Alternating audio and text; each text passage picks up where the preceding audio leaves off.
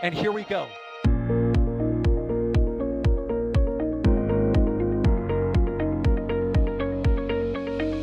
have liftoff. Propulsion continues to be nominal. R68 chamber pressure looks good. Right now. We got no time for any intros. This thing is already lifting. Hello, everyone. We are here live, taking a look at the, I guess, MacGyver static fire stand for Ship 37. And yeah, I mean, we just turned on live and said, why not? Of course, I am Alejandro Alcantarilla Romero. I've been commentating lots of live streams and whatnot. And of course, I am not alone here. I also have Ryan Weber. Ryan, how's it going? It's going fantastic. Yeah, this we've been waiting for this thing to just lift, and well, of course, now they're starting to do it finally. But it's MacGyver test stand. Yeah, it's basically what it is. It's a ship transport stand with a bunch of steel plates to cover all the openings. It's got it's got 6 posts inside for the RVAC stiffeners to get attached to. And it's just going to get welded to posts inside the mount, and that's how they're going to try to static fire a ship with Massey's being out. Yeah, I've heard it also being called the Star Stool by certain people. I don't know, like, maybe if I say shuttle, horses. Shuttle? Someone say shuttle? Fascinating. Yeah. Starstool, yes. I think I made it up. I feel terrible if I'd nicked it off somebody else, but I'm sure it was me who came up with the idea of Starstool. But it's something that's stuck with my in my head now, and people seem to like it. So I'm going to take the small amount of fame I get for thinking of something funny for once in my life and call it Starstool. But yeah, this is fascinating. The reason we're going live for this, people are going, it's just a stand getting lifted. Some people might think that, but we'll be watching this very carefully. Remember, this is all part of a story. It's all part of a long story that Ship 36 was being static fired at masses, and we're all getting very excited about the launch of Flight 10 very soon afterwards, and then it went rud. And it took a lot of masses with it. And we're all thinking, this is not good. This could be, and it's lifting, Alex. You don't do me ooh, ooh, ooh. But yeah, this is the solution to this is basically, I'll do it very fast. The solution is because masses out of action for a while, the launch cadence would have suffered greatly, but they've thought, let's MacGyver the stand and make it on top of the orbital launch pads. We can static fire ships on the pad, and that could mean a launch of Flight 10 in August. There we go. Yeah, that's basically it. It looks so funny, just the ship transport stand just enclosed and modified. And then, of course, the other half of that is the gantry. Not gantry, but the truss, the stuff they installed on the basically welding it to the booster QD hood, and just putting pipes out from the booster QD, which will then likely hook into a ship QD, which will then hook to the ship. Considering how quickly they came up with this, I have a feeling this was a plan in their back pocket all along. And this was just, they brought the plan, they basically blew the dust off the plans, or, dusted them off and maybe modified them for some things. But I have a feeling this was a contingency plan for a while, just in case. It's so weird seeing this thing being lifted. Like, this is legit a unique thing we have not seen before. Yeah, it's weird, to say the least. I mean, it's just hilarious. I will say this is a live stream. I mean, again, we've rushed through this to make sure that we didn't spend a long time during its lift just getting ready to go. We were being prepared to go since we saw the crane get attached. If you do have any questions, because it's a dedicated live stream, so you can use it as a dedicated live stream normal. If you've got any questions, do at NASASpaceflight, followed by your question. It'll go into our panel. We'll answer as many as we can during this lift. I don't think it'll be a very long stream because this is going to happen pretty fast, but hey, let's treat it as it is, a dedicated live stream, as we watch being lifted at quite a pace now. In fact, I do have one question already from Said, who asks, how long until after lift will he be ready to support a static fire test? So, Ryan, they're going to get this attached. They're going to have to weld it down, I assume, and make sure it's fixed firmly in place, then roll out Ship 37 and then integrate it onto this unique stand, which is being MacGyvered, how long do you think until they're ready for a static fire test? Ooh, I would guess at least another week and a half, 2 weeks, because they have to lift this on to the mount. It's not as simple as just lifting it and welding it to the standoffs that have been bolted to the hold down arms. They have to set this thing perfectly so that the ship is in the correct orientation, so that the QD lines up with the ship. Is what they have to do. So the clamps have to be orientated just the right way. That's number one that they have to do. Then they'll have to weld it on. They still have to finish up the ship QD and all the lines for that. That still has to get finished. And then they got to test the whole system. So this is what they're trying to do, is they're trying to test a vehicle on a pad that it was not meant for. This was meant for boosters, not ships. So all the software in the tank farm, all the software for the pad is designed for booster, not ship. So they have to change the software in the tank farm to then, control the pumps, the subcoolers, control all of those systems to load a ship. And the auto sequence stuff and everything on the pad, they have to disable the Raptor boost QDs. They have to disable a bunch of other stuff and control a few other things here and there.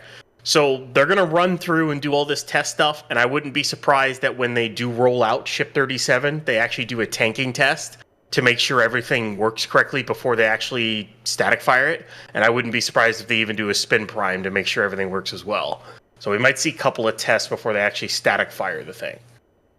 So This question seems obvious to me because we know how they do it with a full stack in a normal situation. They take the booster out, they lift the booster on top of the mount, and then they take the ship out and they take the ship on top of the booster with the chopsticks. But Ari is asking, do you think they will lift the ship on the stand with the chopsticks or use the LR 11,000? Because it is different, isn't it? It's going to be lifted, but not to the same height as it would be for a booster lift. So how will they do this, Ryan? Do you think they'll use chopsticks to lift the ship on top of this stand? They should be able to use the sticks. There should be enough room for them to use the sticks to do it. Because based off of the way that the ship QD is being installed and set up, the ship will just need to be in, the QD facing the tower, which already is. So the only thing is they'll have to change the software on the chopsticks in order to place the ship in the correct position. It'll be kind of interesting how they do the clamp system. They'll probably hook up to the clamps, like a power thing to the clamps, and do it that way. But I would guess they would use the sticks for it. Lots of good questions. I'm going to go through as many as we possibly can on this because it is relevant to a first-time operation. This is something they've not done before. This is a mitigation process to those who are wondering what's going on here. It's a mitigation to their schedule. If they didn't do this and they waited until Masses was ready for action again, we might not have seen a launch again until the end of the year. Maybe. Is that a fair thing to say, Alex? I'm asking my own question now. If they hadn't had this solution, if they only had Masses as a possibility to static fire ships, how long do you think would have waited until Flight 10? Well, initially it sort of looked like it could have been maybe a couple of months, right? But if they're doing this, maybe it's because it's going to take a lot longer than originally thought. And now we're seeing some changes as well to the configuration of Masses that points out to, because now they're doing this, they probably can now work on Masses to get, Block 3 ships tested there instead. They don't have any ships to test at Masses, Block 3 ships, but whenever they have it, then they'll be able to test them because Masses will be already configured for those. But yeah, right now that's what it looks like. If anything changes from here until whatever, right? From here on, if something changes, then we'll change our expectations based on that. But, Well, thanks. And people, I always find it, you hear on Raptor side, if you're used to Raptor side, you'll hear me go, I'm not used to this. This is amazing. We get so much support. It is really appreciated. Quite bonkers as well at the same time. By the way, if you keep hearing police sirens, it's just my microphone picking up outside. Whatever is going on outside my house, I'm going to have a look because we have so many police cars going past. Telstar gifted a Red Team membership. PM Wood, who I've still not worked out how the best way to pronounce that name, has gifted a Red Team membership. We've also got Ninja Decimator. Let's go, Milkstool. Turn Death Coyote has gifted 5 Red Team memberships. Turtles gifted 5 Red Team memberships. Elon Mollusk. That's a great username. Has gifted 1 Red Team membership. That's gonna make me chuckle all day. And Paul Webb, thanks for the updates. Can't wait till the next launch. Well, thank you. And then JWAS gifted 20 Red Team memberships. We've got so many new Red Team members. And if you check out the membership area of the YouTube channel, you now have access to. You will see things like flyover photographs. There's daily uploads. I at least do 1 a day of a big member update. Upload of content. It's actual photographs and videos and things like that. But I sometimes do 2, if you're lucky, when I've got spare time. Telstar also says, how about SPA ship platform adapter? That's a good name for it. Ahmed asked a question about what happens afterwards. And I do like this question. So when Flight 10 is ready, will this mount be detached or not? So let's go through the scenario. Ship 37 rolls out, goes on top of the adapter, static fires, everyone goes, woohoo, great news, well done, thank you. They take Ship 37 off. And then they have to remove this adapter and the, should we say, framework on the booster quick disconnect HUD, Ryan. I mean, how long will that process take before it's back into a configuration to accept a full stack? I would give them at least 2 weeks to take all this apart. They have to unbolt all the bolts they've done, which there's 3 per hold down arm. They have to undo all those, take the stand out. They have to at least take the top part, the top truss piece you see there on top of the booster QD. That has to get sliced off because they welded it to the hood. So they have to take that off. Otherwise, the booster QD door can't open. It literally cannot open right now. That's in the way. And they'll have to take all of the lines and hoses away. They'll have to reconnect the booster QD to everything. There's some engine chill lines they'll have to take off, and probably reseal the booster QD hood, and then get ready for launch, and then do it all over again for Ship 38. So this isn't trivial to do. This isn't just, oh, we can just do that. No, this is a complicated thing. The nice thing is once they do it for 38, they don't really have to care as much about the booster QD and the pad, because, I mean, if you destroy some of the pad after Flight 11, it doesn't matter that much because the pad's gone after that point. Pad A is useless. So at that point, it's just kind of whatever. But going from this to Flight 10 is not going to be easy. It won't be easy at all. It'll be complicated. Well, this is a good follow-on question. I really should ask it to you, Ryan, because of the username, but I'm going to leave it to Alex. I'm going to try and alternate between 2 of you. Airbus A380 Airplane, that's the username, asks, do you think they will static fire Ship 37, launch Flight 10, then static fire 38, or static fire 37 and 38, then Flight 10? It's a great question because I did ask that in my head. And I think this thing that stopped us from thinking this could be a plan is Elon's launch in 3 weeks. Now, again, that's Elon, and he is very ambitious with his timelines. But to me, that makes more sense, Alex. Make all these modifications. Why don't they just static fire 2 ships in a row? But is Ship 38 anywhere close to ready? That's another question, isn't it, Alex? I mean, there could be multiple ways you can face this question. One of them could be, as you mentioned, preparations, right? Well, from a preparation standpoint, it doesn't look like Ship 38 is anywhere close to getting static fire. It's got no engines. It was not cryo proofed or anything like that, right? So it is not at a point in which you would expect them to do any testing. And once these ships get engines, they still take a couple of weeks until they are actually fully ready, because it's not just installing the engines, but also doing a bunch of other things as well that they have to do in order to be able to get ready for a static fire test. So as you said, if they wanted to launch in August, as Elon said, 3 weeks, let's say he's doing Elon time, right? Even with Elon time into account, instead of 3 weeks, 6 weeks, for example, times 2, you're still around late August. In either way, you're still in August, right? So any launch in the August timeframe will essentially mean that we need to see engines going into Ship 38 rather quickly, or at the very least get a cryo test already by now, right? And so just from that angle alone, it doesn't seem like that's what they're going to be doing, 37 and then 38 and then flight 10. And that's the other angle, which is why do they need to do a static fire prior to a launch? And why don't they static fire the next one before the previous launch?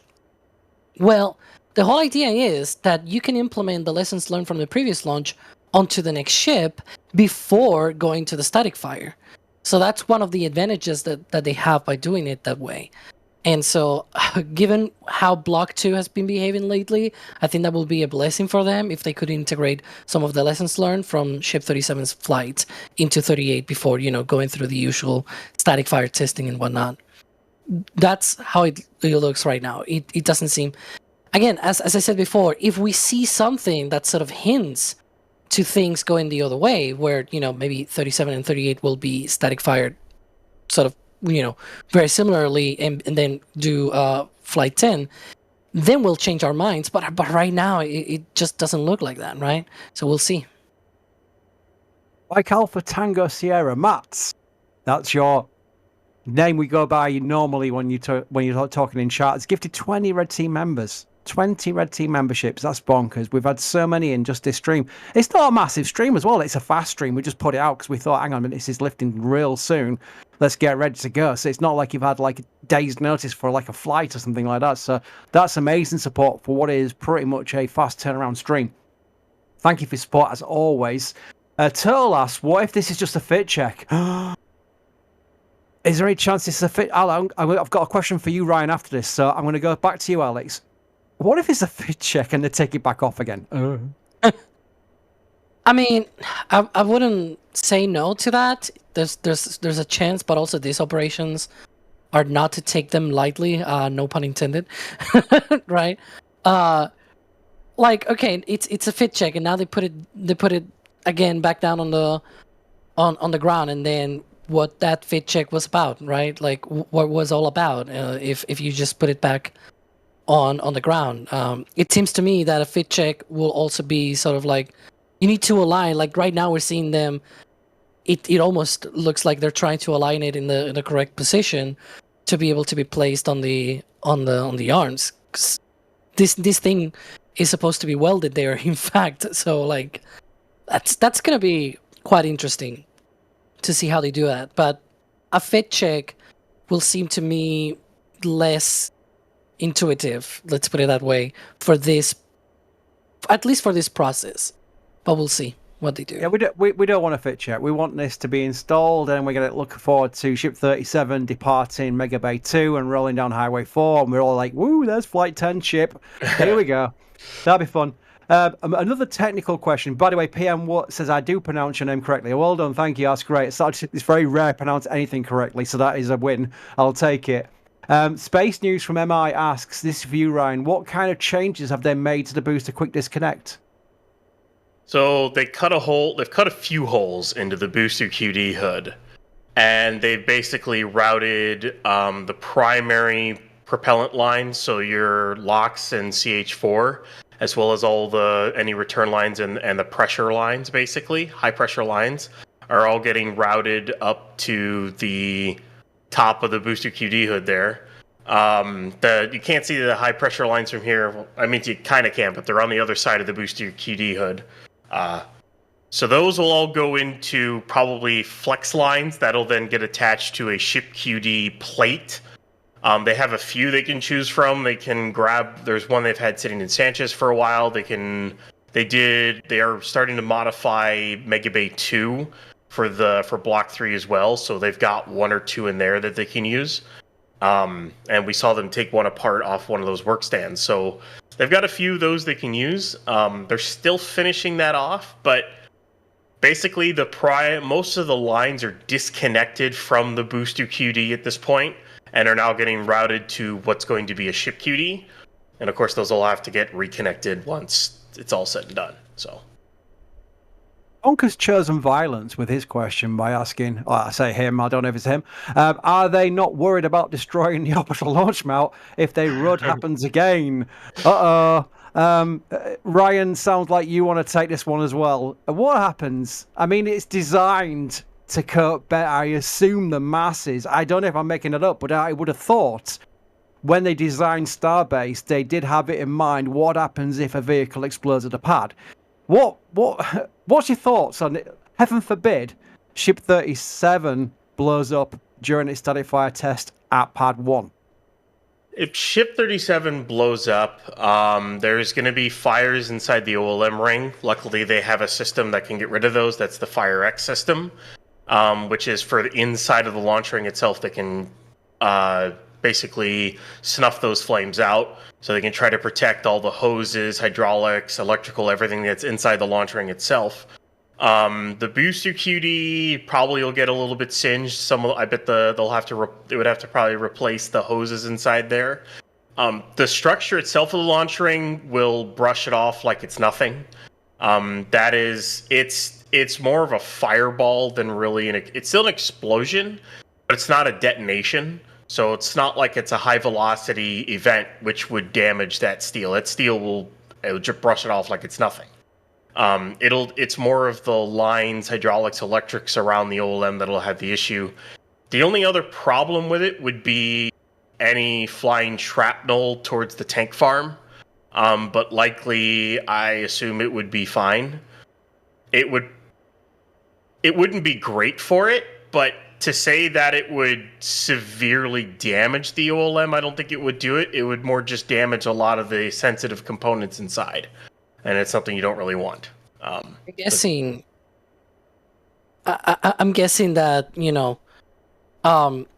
like a lot of people saw the explosion of Ship 36 and how Massey's fared, but the problem is Massey's is not built for, say, full stack launches, right? Like this thing is built like a tank. It's meant to survive somewhat the 33 Raptor engines on Super Heavy. Like, if your explosion is even more powerful than that, you got a big problem, right? It's not just the OLM that breaks; it's everything else, as you mentioned.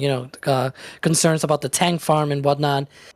The bigger, even I don't know, like super duper problem, if you will be if something like Ship 36 were to happen, but in full stack configuration before you launch, while the booster is also almost full of propellant, because then you've got an enormous explosion. That will be quite the fireball if it were to happen, right? Like that could probably be an event that maybe even the OLM cannot take. I will even venture to say that. But yeah. Austin Sawyer Rosenstein Skivron asks, "This really lifts my spirits. It really fits the vibes. What has Sawyer done to us all? Sawyer's turned us all into pun machines, I tell you." Technical question, pretty simple question as well. Welded or bolted? Ryan, welded or bolted to the stand? So they're basically standoff adapters. They're blocks of steel with bolt holes in them that were installed yesterday. There are 20 of them. If you were to go look on X, Chris actually tweeted out a picture Jack took on our flyover, and you can see all 20 of those installed on the hold down arms. Those basically are to allow for a interface for the stand to be welded to. So those get bolted to the arms, and then the stand is going to get welded to those, and that's how it's basically going to be attached. And then when they want to take it off, they'll take the bolts out from the OLM hold down arms, and they'll just lift the stand and its adapters out. And in theory, with it all being lined up and having already installed once, they should just be able to lift it back in and rebolt it in after taking all of the booster clamps off again. Because the one other thing I didn't mention as well when having to convert this back to full stack launches is they have to reinstall all 20 booster hold down clamps along with the shims because those are shimmed a specific way so that the booster is level. They've had a lot of issues with this pad over time. It's the pad itself is MacGyvered, let alone the stand they're installing. The pad they have right now is MacGyvered to the ends of the earth, and it's a booster test stand turned orbital launch mount. So you've got one MacGyvered stand being installed on a MacGyvered pad, and you just kind of have to make things work to figure this out. it's a whole bunch of nonsense. It's kind of hilarious, honestly. Or police cars going by my house. Sorry if the microphone's picking it up. It's just like, I'm in the UK, it's just summer, we don't have air conditioning, there's no chance I'm not leaving the window open. There we go. I do want to point out that Jack's photograph, I've just spammed it in chat from X, but it is also posted on our Facebook, Instagram, TikTok, or whatever channels, because we have so many channels for your personal preference. So whenever someone in chat goes, but I don't use X, that's fine. NSF doesn't always only use X, is what I'm trying to say. We have lots of other social areas you can join to get your feed of rocked content. Wonderful. I do have a technical question for the story. China-Rater says, I ordered my shrug patch and still haven't received it, but I did get my Flight 9 patch. Well, there we go. I can answer that question I can answer that question via your question, because the Flight 9 patch, when it was first released, was pre-order. And then when it gets warehoused in USA, where we can then ship it out, it gets released. And that's where you got the Flight 9 patch. The Shrug patch came later, and that is still pre-order, but that will be arriving soon, and then it'll ship out. We will have an update on the site for when we do arrive. I think you'll get an email, in fact, saying it's now shipped as well. So that's why. It's because it's pre-order, and it'll be the same with Flight 10. Flight 10's patch will pre-order when we release it, and then when it gets warehoused, it gets sent out, and we tell you it's no longer pre-order, it's now getting shipped out. I will say, and I will leak, because I haven't leaked on the stream yet, and I do like leaking, I might be saying that Flight 10's patch is the best one we've ever done. It might be the best one we've ever done. It is amazing. I'm not going to give any details because Adrian will shout at me. But Jax, our designer, is incredible. And I would say this is probably the best one we've ever done. There we go. I'm saying no more. Telstar 86. Can they cryo ship 38 on the pad adapter, or will they wait for masses to be in a condition where it can be done there? Good question. Alex? It's just mainly, whatever they decide to do with the ship, right? When they do cryo testing at masses, they have their own special transport stand, which also has rams to test the forces of the ship engines against the aft dome of the engine of the ship. And so if you're willing to just do cryo testing, as in just filling the tanks with nitrogen and oxygen or something like that, and then just do that and do leak checks and whatnot, and sort of bypass the whole thrust sim stand and whatnot. If you're willing to do that, sure, they could do that. But that's a question for SpaceX, I guess, right? Like, are they willing to give up that for just one ship and one ship alone, and just keep going with Flight 11? Might be worth it if they're really in a hurry, but I don't know. Like, it'll depend on how quickly they want to go. Right, and Ari asks, how many ship transport stands do they have? Because they're taking this one, obviously a spare one, and they've welded a load of panels to it and bits and bats and MacGyvered it, shall we say. How many other stands do they have? I mean, this, I assume, is just a spare one they didn't use anymore. They've got at least another 3, as far as off the top of my head. They've got 2 that are that have sensor systems on them that allow them for stacking and destacking. And then they've got 1 which is currently occupied by Ship 20, although that would require some modifications to be used by current ships because of the clamp system on 20 is different. There's a lot of little different things in there, but they'd have to modify that stand and, of course, scrap Ship 20, which, I mean, would be of no real loss because that ship is kind of useless, but they have at least 2 more, and they can make more. Obviously, they probably can just take all this steel off, just cut it all off and clean it up and use this thing again. I don't see why they wouldn't be able to do that and then repaint it. There's nothing stopping them from doing that either. So a lot of questions that we've already answered. So forgive me if I sound like I'm ignoring you, because I have literally about 10 questions about why can't they just do Ship 37, Ship 38, and then get ready for Flight 10. There's literally 10 in a row being asked, but we were talking about that earlier. So a good thing will be this is recorded because it's a dedicated stream once we finish talking, or you can even rewind the VHS tape right now. What you do is you go on your VHS recorder, you press rewind, and go back about 10 minutes. We were talking about it then, and then just fast forward back to live again. That's the way it works, isn't it? That's the way YouTube works. It's like a VHS tape. Yes, I'm old, Forgive me for being old. But you can tell when chat is the same age as me when they all start talking about Betamax and things like that. I'm thinking, no, VHS was better. Jake Windler gifted 5 Red Team memberships. Ninja Decimator, pew pew pew, said, did someone say patch? Yes, we did. And we're still. By the way, people keep asking when they get to the flight cadence of launching once a month, can you do a patch every single time? I don't think that'd work because the turnaround from design to getting samples, to approving it, to getting it produced, getting it shipped back to the warehouse, and then it's sent out. I think the timeline might get very tight. And when it gets that tight, I think we'll dedicate patches to big missions like the refilling mission, Starship and Chaser, Chaser and Target. So that'd be cool when we do things like that. So I think that's what we'll do when it gets to that point, but we're not there yet. We are several months between flights. But the flight after this has got some interest, which is Flight 11. I've got 2 questions in a row, so I'm going to do one to Alex and one to Ryan.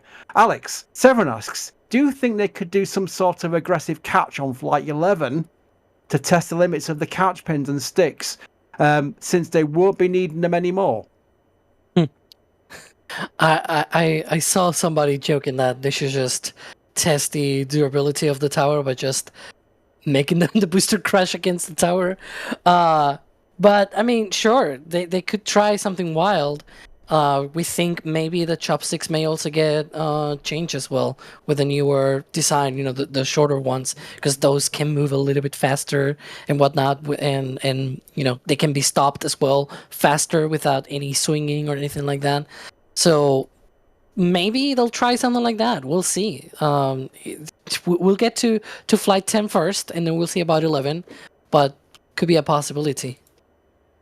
Yeah, Shumo Light says, I can't wait for my new TPS cell phone case. That's a new thing we've added. It's really cool. I won't spam chat with the stalling, but I will tell you there's one thing I can post in here, which is the X account to our store, which has everything you need to catch up with things like that when we do new releases. I'm going to do that, and then that's done. There we go. That's easy, isn't it? Another Flight 11. I thought this was from you, Alex, but it's Astrophysics asks. Ryan, which booster do you think is going to be used for Flight 11? And if it's not booster 17, do you think that what will happen with it? So yeah, it's the transition to the new next generation of boosters and ships, isn't it? So Flight 11, what do you think the flight configuration will be for booster and ship on that one first? Well, Flight 11 will be right after Flight 10, which will be Ship 38, Booster 15 and Booster 15-2. 17 is the backup booster if something happens to 15-2 during static fire. It has been cryoed, and they parked it in the rocket garden as a backup, whatever, if they needed a new booster, needed another booster. Because I think the original plan was to launch Flight 10 with 36 and 16, catch 16, then Flight 11 with 37 and 15-2, and then Flight 12 with 16-2 and 38. Thus making 17 just the backup and actually trying to get more reuse data out of everything. But now 17 is even more of the backup, with 16 probably just getting caught and then scrapped at this rate. I think 17 will just get scrapped after the next 2 flights, because they can't use it on Pad B. There is no commonality. They can't they can't use any old vehicles on the new pad. It's completely incompatible in every way, shape, and form. So apparently we have a time lapse. Jay is in the background. I don't know if Alex introduced him at the start, because I'm notorious for missing out the producer anyway. But Jay Keegan is producing this stream. Thank you to Jay for everything Jay does, because Jay is amazing. Jay has a time lapse to show us. Jay, do you want to play it? Let's see what we're looking at. 100 times speed here. Here we go. Ooh, a little pivot before it lifted. Didn't see that in real time. replays. Replays. It's like the opposite of a D slow motion, isn't it? Yeah. You can actually see it. That's very handy. You can see it. Let's watch it again. First you get a little spin, then it goes up, then it goes in. Here we go. I'm watching it live on the YouTube channel. And it does a little spin again. Yeah, to line it up. Oh, yeah. That's cool. Let's watch it a third time. Yeah, reminds me of the Friends. Pivot. Isn't it? Yeah, it really is cool. Also, humans for scale. I know everyone likes that. Yeah. Humans for scale. Look at those tiny humans. No, it's just a very big facility. There we go. That was fun. Thank you for that, Jay. Yeah, you get to see more things because when you're watching it live, you don't notice those little intricacies of the big little spin at the start and little spin at the end. That was quite cool. So pivot. John Boys, sorry, I butchered your name now. It's a perfectly normal name. Has become a PadRat member. Thank you. Mark Robinson, I wonder how many software adjustments are being made behind the scenes to accommodate for the Starstill trademark. How different are the booster and ship cryopumping systems now? So, Ryan, let's talk about what they've had to probably change in their processes to allow for this static fire test campaign on what is a stand that was not designed for it. So the biggest differences between ship and booster is they, as far as I remember, they chill the propellant for ship isn't chilled. I don't think it's chilled as much as booster. I think because they load it slower, so they load ship slower and they don't chill it as much because you don't really need as chilled as propellant on ship as say you want on booster because you want to get the most performance out of booster right off the bat, and well, being in flight, the propellant's gonna warm up in flight anyways. So you subcool it more. That's why they have more subcoolers and more pumps for boosters, so they can load it faster. So the propellant lines going to booster are bigger compared to going to ship. So you basically have to adjust the booster side of things at the tank farm in order to load a ship, which means you kind of have to. You're probably not chilling it as much. You're loading it slower, and that's kind of what you have to do on the tank farm side. On the launch mount side, there's a lot of software that involves the Raptor Boost QDs. Those have to be completely disabled. You don't want those firing off like gaseous oxygen or gaseous CH4 into the launch ring when they go to static fire it. You don't want to set that off. That would be bad. That you don't want to do that. So you got to disable all 20 of those. You basically have to have a different auto sequence. It's like because you're dealing with a different vehicle, different amount of engines, different vehicle. There's a lot of different changes, and they have to. There's probably a lot of software things that I don't know that they do, but there's definitely things that they're going to have to change. I don't know if Alex has anything to add. No, yeah, you pretty much hit everything. Oh, that was way too short for Alex. I thought, well, Alex is going to talk Yeah, now. no, I can sit back, make a cup of tea, and then come back later. I do see people asking about Shrug Patch again. We did talk about that earlier in the stream, and it's perfectly natural. People join a stream halfway through, and then maybe just like everyone's laughing about the Alex short answer. It's so surreal for Alex. It's on the page that it's pre-order and it's shipping in July. That's the current update. Adrian, I've just asked Adrian about it because about 3 people have asked about this.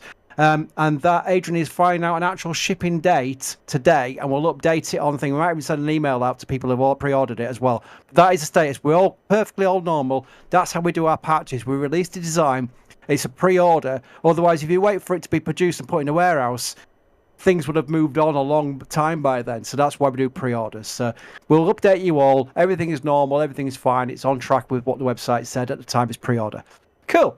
We have, here we go. Mikkel asks, what are the chances that Pad A will now be just used as only a ship static fire stand and then Pad B for Flight 10 and all the next succeeding launches? Ryan, we can't do that yet, can we? Because Pad B is designed for a different kind of Starship. Well, for one, Pad B's not even ready yet for that matter. And not only that, Booster 16, 15, and 17, or 15, 16, and 17 have zero compatibility with Pad B. There's a completely different clamping system. The QD's on the other side. There's 2 QDs. Everything is different about how that pad is set up compared to how the boosters are actually set up. You can't even modify the boosters to even be compatible with Pad B. That's straight up not even possible to do. So those boosters can only launch out of Pad A. That's all they can do. The first booster to launch out of Pad B will be B18. unless it becomes the B4 of Block 3 and it's 19 that launches, which I hope not, because man, that's an even longer wait until Block 3 goes. But the one they're currently building in Mega Bay 1 is going to be the first one that could be on that pad. So they can't do that. They have to convert this and then unconvert it and restore it to its original configuration in order to actually launch the last 2 flights. Very good. We are getting a lot. I tell you what, we are getting a lot of questions. Are asking the same thing as everyone else, which is perfectly natural as well. But again, I just want to make sure, because I know I've seen it before and it's perfectly natural. People will go, well, I asked a question, but no one answered it.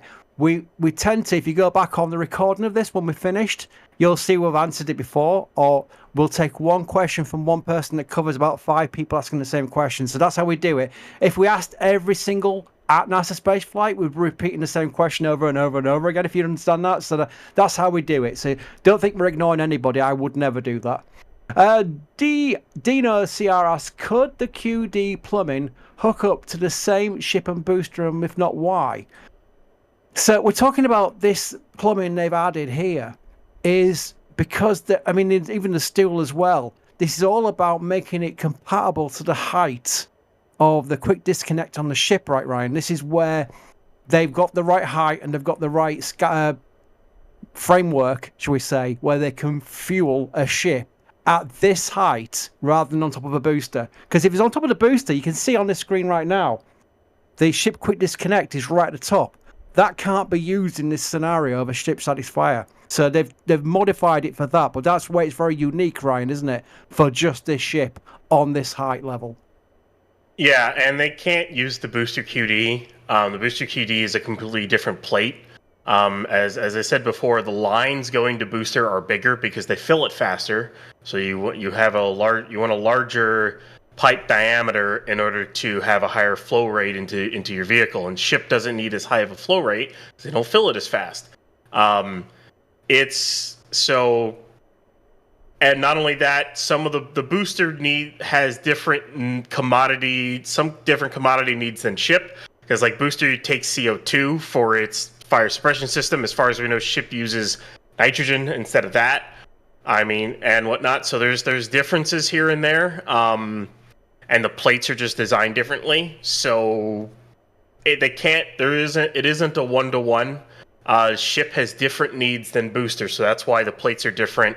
And so they have to make this modification for that. I think we do have another replay. Jay? Let's see if Jay's got... Oh, yes. Here we go. This stinger. That's always a sign. Ooh. Oh, look at this. It's a multi-screen time-lapse replay. We're living in the future, boys and girls. This is great. And it's synced up. Look at this. So the live view's on the right-hand side if you wonder what's going on. But the left-hand side has got 3 screens at time-lapse replaying from our cameras.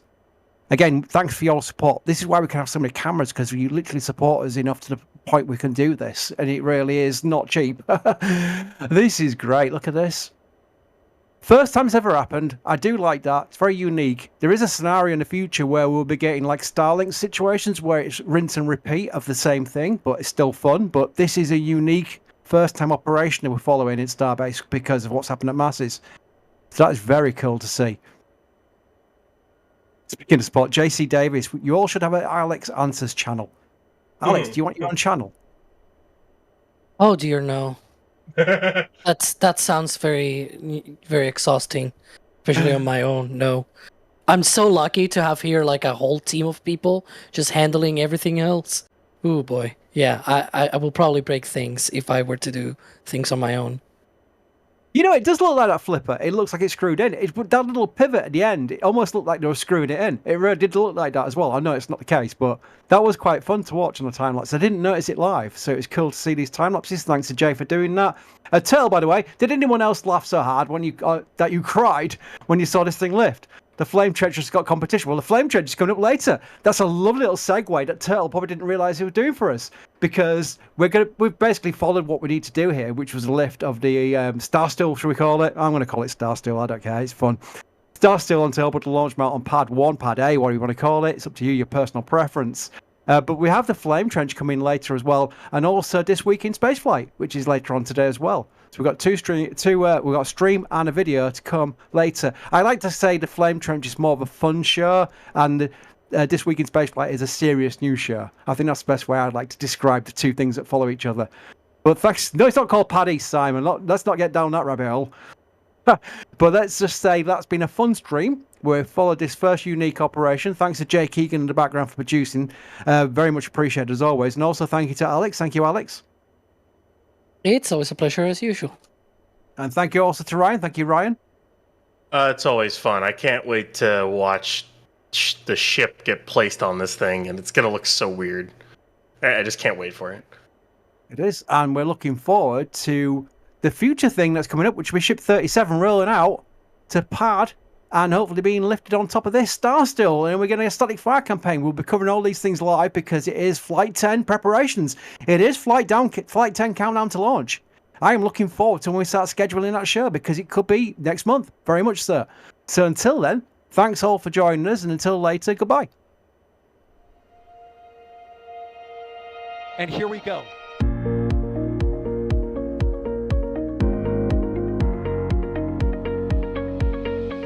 We have liftoff. Propulsion continues to be nominal. R68 chamber pressure looks good. Rolling up.